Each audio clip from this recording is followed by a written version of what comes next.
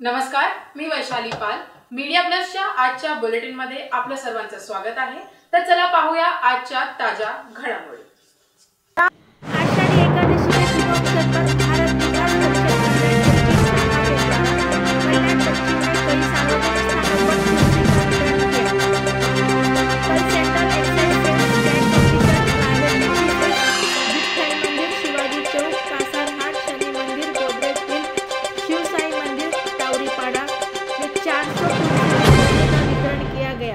कार्यक्रम में सभी सदस्यों ने पूरे उत्साह के साथ अपना योगदान दिया।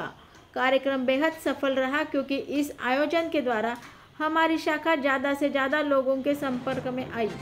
अध्यक्ष कविता मिश्रा जी के नेतृत्व में साधना जोशी जी, संयोजिका मोहिनी तिवारी जी, सह संयोजिका मनदीप चोपड़ा जी ने बहुत बढ़िया काम किया।